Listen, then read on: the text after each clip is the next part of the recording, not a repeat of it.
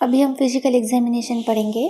First उसमें general examination, जिसमें हमें consciousness, mental state, general appearance, face and body habitus, उसके skin, hair, nails, eye pallor, icterus, oral cavity, dental hygiene, hydration, उसका odour of breath, cyanosis, tongue, clubbing, pedal oedema और lymph node enlargement देखना है।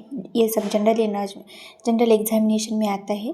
इससे हमें diagnosis तक पहुंचने के लिए बहुत हेल्प मिलती है, जैसे कि आइज़ पार्लर देखने से हमें पता चलता है कि उसे एनीमिया है क्या, इक्ट्रिस देखने से पता चलता है कि उसे जॉन्डिस है क्या, ओरल कैविटी हाइजीन से हाइजीन से भी हमें बहुत से डिसीजेस पता चल सकती है।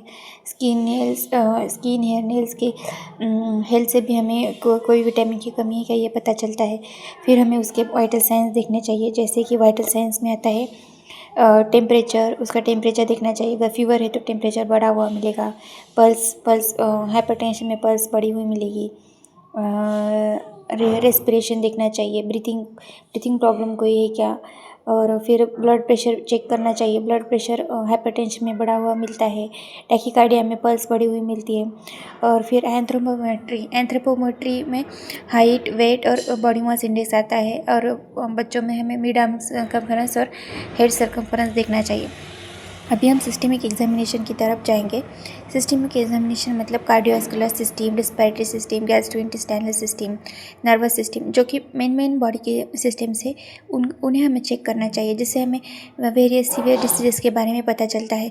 फिर वर्किंग डायग्नोसिस, कि वो किस कंडीशन में काम करता है, उसे ज़्यादा काम तो करना नहीं पड़ता, एक्सेट्रा। और फिर हमें इन हिस्ट्री से हमें बहुत सी चीज़ें जानने के बाद हमें उसका इन्वेस्टिगेशन उसे लिखना चाहिए, कि उसे कौन से टेस्ट करने हैं। अगर यूरिन एग्जामिनेशन है तो यूटीआई है तो यूरिन एग्जामिनेशन के लिए यूरिन टेस्ट करना चाहिए। फीवर है तो सीबीसी करना चाहिए। ऐसे बहुत से इन्वेस्टिगेशन हमें पढ़ने चाहिए। फिर हमें ये सब हमें मतलब डॉक्टर को जो लगता है कि ये डिसीज़ हो सकता है, वो बाद में हमें पेशेंट को भी एक्सप्लेन करना चाहिए। और उसके बाद उसके अकॉर्डिंग हमें ट्रीटमेंट भी प्लान करना चाहिए।